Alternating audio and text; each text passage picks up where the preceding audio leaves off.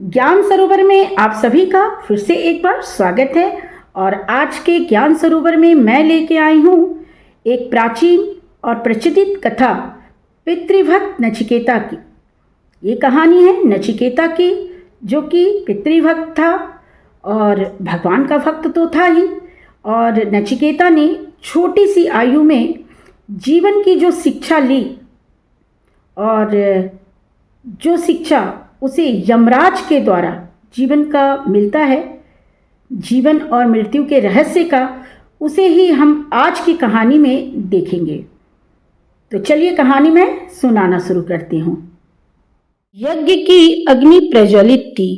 वेद मंत्रों के उच्चारण के साथ घी और सामग्री की आहुतियां उसमें पड़ रही थीं। सारे वातावरण में सुगंध व्याप्त थी और वासरवा के चेहरे पर विशेष प्रसन्नता झलक रही थी। उसके द्वारा आयोजित यज्ञ की आज पूर्णाहुति जो थी, देश भर के बड़े बड़े विद्वान और ऋषि मुनि इस यज्ञ में पधारे थे। यज्ञ के उपरांत वासरवा ब्राह्मणों को प्रभुत दक्षिणा देगा, ऐसा सभी सोच रहे थे। यज्ञ समाप्त हुआ।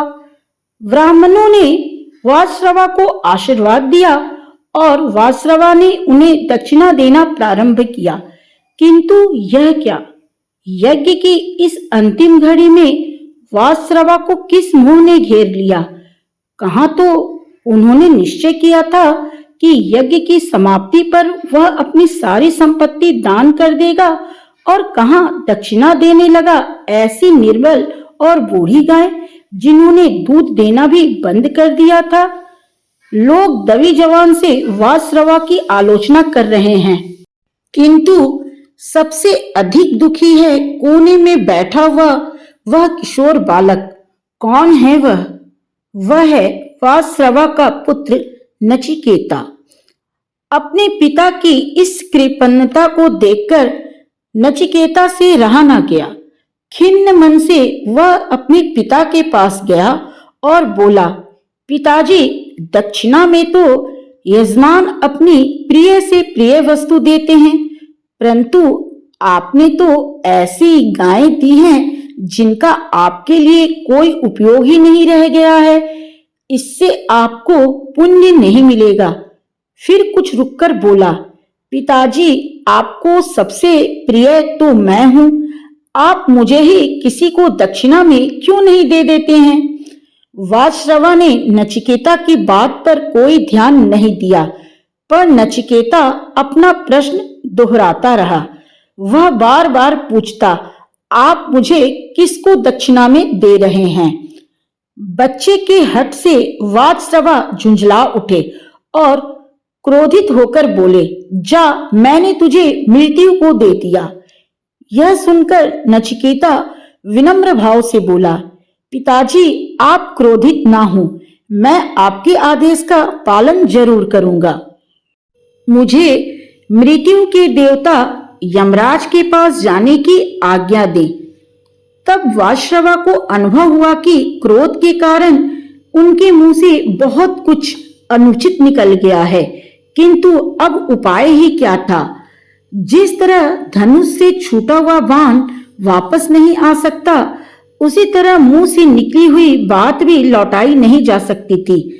नचिकेता अपने पिता और अन्य सभी संबंधियों से विदा लेकर चल ही दिया यमराज के घर। जब नचिकेता यमपुरी पहुंचा तो यमराज उस समय वहां नहीं थे।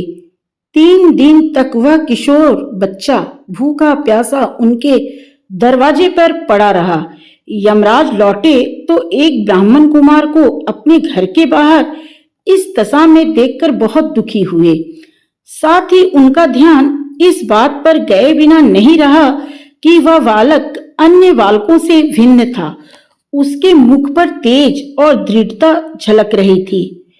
जिन यमराज के नाम से सभी मनुष्य थर-थर कांप उठते हैं, उनके सम्मुख बालक नचिकेता बिना किसी भय के स्वाभिमान के साथ खड़ा था। यमराज ने नचिकेता का यथोचित सत्कार किया और फिर उसके आने का प्रयोजन पूछा। नचिकेता ने अपने पिता के यज्ञ की सारी कथा सुनाकर अपने आने का कारण बताया। यमराज बोले, नचिकेता, तुम्हारी पितृभक्ति और दृढ़ निश्चय से मैं बहुत प्रसन्न हूँ। साथ ही मुझे इस बात का बहुत दुख है कि तुम्हें 3 दिन तक मेरे दरवाजे पर भूखा प्यासा रहना पड़ा। इसका प्रायश्चित करने के लिए मैं तुम्हें 3 वर देना चाहता हूँ। बोलो, क्या मांगते हो? नचिकेता बहुत प्रसन्न हुआ और बोला, धर्मराज, मुझे पहला वर यह दीजिए कि मेरे पिताजी का मुझ पर क्रोध शांत हो जाए और जब मैं आपके पास से वापस जाऊं तो वे मुझे पहचान ले और बहुत प्यार से बात करें। ऐसा ही होगा, यमराज ने कहा। तुम्हारे लौटने पर तुम्हारे पिता तुमसे उसी तरह से बात करेंगे जैसे वह पहले बात किया करते थे। वे अपना सारा क्रोध भूल जाएंगे। चलो अब दूसरा वर मांगो, यमराज बोले। वर मांगने से पहले नचिकेता ने काफी विचार किया। क्या मांगे वह? इस संसार में तो किसी चीज की इच्छा नहीं थी उसे। फिर उसे ध्यान आया कि बहुत से मनुष्य इस संसार से परे स्वर्ग की इच्छा रखते हैं। उसके पिता ने भी तो स्वर्ग की अभिलाषा में ही यज्ञ किया था। वह यमराज से बोला, लोग कहते हैं कि स्वर्ग लोक में बहुत सुख मिलता है। ना वहाँ भूख प्यास की चिंता होती है, ना बुढ़ापा है, ना वहाँ कोई रोग है। वहाँ के निवासी हर समय अलौकिक सुख का ही उपयोग करते रहते हैं। वहाँ आपका पाश भी नहीं पहुँचता और ना लोगों को किसी प्रकार का भय ही लगता है। उस आनंदपूर्ण स्वर्ग को किस प्रकार प्राप्त किया जा सकता है, इसका मुझे उपदेश दीजिए। स्वर्ग के बारे में नचिकेता की जिज्ञासा जानकर यमराज को कुछ आश्चर्य हुआ। वे मन ही मन सोचने लगे कि इतना छोटा सा बालक इस लोक में सुख देने वाली वस्तुएं ना मांगकर अदृश्य स्वर्ग के बारे में प्रश्न कर रहा है। वचनबद्ध यमराज ने नचिकेता को वे सब विधियां समझाई जिससे मनुष्य स्वर्ग प्राप्त कर सकता है। नचिकेता ने जो कुछ सीखा उसे जैसा का तैसा यमराज को सुना दिया। उसकी तीव्र बुद्धि और स्मरण शक्ति से यमराज बहुत प्रसन्न हुए। वत्स, अब तीसरा वर मांगो, यमराज ने कहा। नचिकेता ने फिर विचार किया। इस पृथ्वी की किसी वस्तु की अभिलाषा उसे थी नहीं। स्वर्ग का रहस्य उसे यमराज ने बता ही दिया था। फिर वह क्या मांगे? पर संसार में एक वस्तु है जो पृथ्वी और स्वर्ग के सुख से भी बढ़कर है, और वह है हमारी अपनी आत्मा। मैं कौन हूँ, कहाँ से आया हूँ, मृत्यु के बाद मेरा क्या होगा, मेरी आत्मा का सच्चा स्वरूप क्या है, इस तरह के अनेक प्रश्न प्रायः नचिकेता के मन में उठते रहते थे। वह यमराज से बोला, भगवान, कुछ लोग कहते हैं कि मृत्यु के बाद आत्मा रहती है, कुछ लोग कहते हैं कि नहीं रहती है। इस विषय में मेरा अज्ञान अब तक दूर नहीं हुआ है। तीसरे वर के रूप में कृपा कर आप मुझे आत्मा का रहस्य समझाइए। यमराज को उस अल्प वयस्क बालक से ऐसे गंभीर प्रश्न की आशा नहीं थी। वे बोले, वत्स, यह तुमने कैसा वर मांग लिया? तुम अभी छोटी अवस्था के बालक हो। आत्मा का रहस्य तो बड़े बड़े विद्वान भी नहीं जान सके हैं। यहाँ तक कि देवताओं को भी इसके विषय में संदेह रहता है। तुम मुझसे कोई और वर मांग लो। पर नचिकेता अपनी बात पर दृढ़ रहा और बोला, जब बड़े बड़े विद्वान भी आत्मा का रहस्य नहीं जान पाए हैं और जब देवताओं को भी इसके विषय में संदेह रहा है, तब तो मैं आत्मा का ज्ञान अवश्य प्राप्त करना चाहूंगा। इस ज्ञान को देने वाला भी तो आपसे बढ़कर कोई और नहीं मिलेगा मुझे। आप मुझे कृपा कर आत्मा के बारे में बताइए। यमराज ने नचिकेता को अनेक प्रकार के प्रलोभन दिए। वे बोले, नचिकेता, तुम इस प्रश्न का उत्तर जानने के बजाय कुछ और क्यों नहीं मांग लेते हो मुझसे? तुम मुझसे भूमि, महल, नौकर, चाकर, सोना, चांदी और अन्य प्रकार की धन संपत्ति ले लो। तुम जब तक जीना चाहते हो तब तक जियो। तुम्हारी अन्य कोई भी इच्छा हो उसे मैं पूरा करने को तैयार हूँ। किंतु नचिकेता, आत्मा और मृत्यु के रहस्य के बारे में मुझसे कुछ मत पूछो।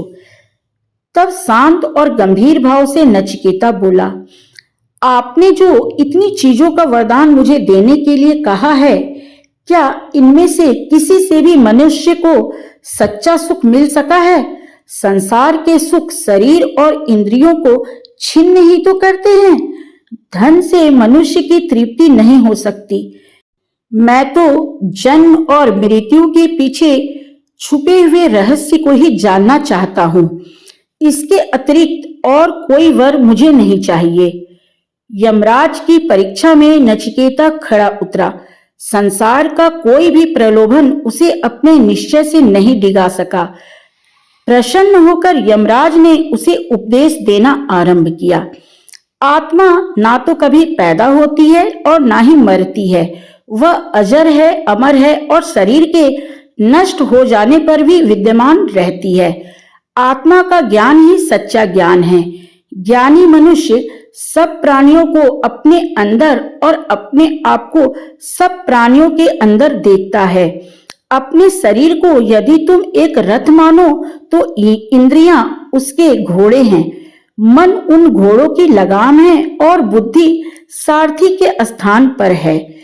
इस रथ पर बैठकर यात्रा करने वाला यात्री आत्मा है। उसी के लिए यह सारा खेल रचा गया है। जिस प्रकार दुष्ट घोड़े रथ में सवार व्यक्ति को संकट में डाल देते हैं, उसी प्रकार अनियंत्रित इंद्रियां मनुष्य को दुर्दशा की ओर ले जाती हैं। तो पुत्र उठो, जागो और श्रेष्ठ व्यक्तियों के पास जाकर उनसे ज्ञान प्राप्त करो। बालक नचिकेता ने यमराज के उपदेश पर आचरण किया और बड़ा होकर वह विद्वान व धर्मात्मा ऋषि बन गया। तो नचिकेता की इस कहानी से हमें जीवन की ये शिक्षा मिलती है कि जीवन और मृत्यु का रहस्य भी इसी बात पर टिका हुआ है कि हमारे कर्म हमेशा अच्छे होने चाहिए। हमें जीवन में अपने सत्कर्मों पर विशेष ध्यान देना चाहिए और जीवन को अच्छा से जीना चाहिए। तो चलिए अपनी बातें और ये कहानी मैं यहीं पे समाप्त करती हूँ, इस वादे के साथ कि अगली बार मैं फिर आऊंगी किसी नई प्रेरक कथा के साथ। तब तक के लिए जय हिंद, जय भारत।